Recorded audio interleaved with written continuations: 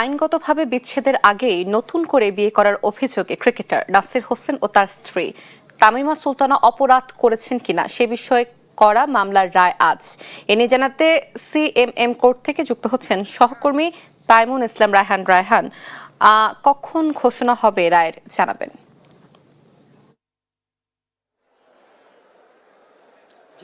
যেমনটা বলছেন, আসলে আইনগতভাবে বিচ্ছেদের আগেই যে তামিমা সুলতানা এবং ক্রিকেটার নাসির হোসেনের বিবাহকে ঘিরে যেই মামলাটি করা হয়েছিল, সেই মামলার 4 বছর পর আজ কিন্তু চূড়ান্ত রায় দেওয়ার কথা রয়েছে। আমি রয়েছি নিম্ন আদালতের সামনে।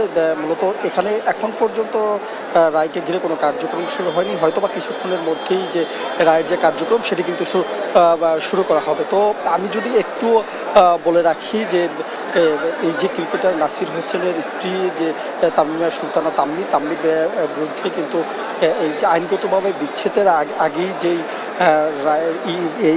আইনগতভাবে বিচ্ছেদের আগে যে বিবাহ বন্ধনে আবদ্ধর ঘটনাকে কেন্দ্র করে 2021 সালে কিন্তু একটি মামলা দায়ের করেন তার সাবেক যে স্বামী রয়েছে রাকিব হোসেন।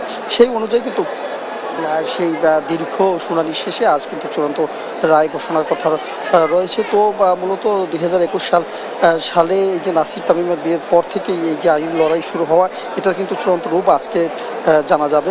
তো তামিমের সাবেক স্বামী রাকিব হাসান কিন্তু মামলাটির অভিযোগে তিনি বলছেন যে তাকে ডিভোর্স না দিয়ে নাসিরের সঙ্গে বিবাহ বন্ধনে আবদ্ধ হন তামিমের, সেই কথাটি কিন্তু তিনি এর আগে কিন্তু মূলত পিবিআইয়ের তদন্ত রিপোর্টেও কিন্তু ছিল এই যে তামিমা ও রাকিবের ডিভোর্সের পেপারটি, সেটি কিন্তু রাকিবের যে আইনজীবী সেক্ষেত্রে বলছিলেন যে সেই রিপোর্টটি জাল ছিল।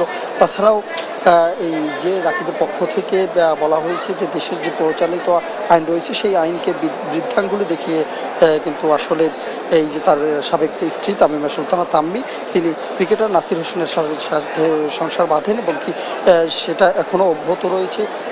তো এই যে দীর্ঘ লড়াই শেষে আজ হয়তোবা এটার চূড়ান্ত রায় ঘোষণার পরে আমরা বাকি তথ্যও জানতে পারবো। তো আরেকটু যদি জানিয়ে রাখি, সকাল থেকে এখানে কিন্তু রাকিবের পক্ষ থেকে আমরা দেখিয়েছি বেশ একটি সংগঠনের ব্যানারের মাধ্যমে তারা কিন্তু দাবি করছিলেন যে যাতে এই ধরনের কর্মকাণ্ড যাতে সামনে না ঘটে, যার কারণে এই চূড়ান্ত রায়টা যদি সুষ্ঠু বিচার করা হয় তাহলে হয়তোবা সামনে থেকে এটা একটি দৃষ্টান্তমূলক বাংলাদেশের জন্য হয়ে থাকবে। সেই কথাও কিন্তু আমরা বারবার রাকিবের থেকে লক্ষ্য করেছি। তো বাদীপক্ষের কিন্তু দাবি করেছেন যে আসামির বিরুদ্ধে অভিযোগ প্রমাণ করতে তারা পেরেছেন এবং কি তারা বলছেন যে হয়তোবা এই রায়ের মাধ্যমে সুষ্ঠু বিচার সেটি কিন্তু নিশ্চিত হবে। তো এখন পর্যন্ত রায় শুরু হয়নি এবং কি আমরা রয়েছি নিম্ন আদালতের সামনে, হয়তোবা কিছুক্ষণ পর যে এই কাঙ্ক্ষিত রায়টি সেটি ঘোষণা করা হবে।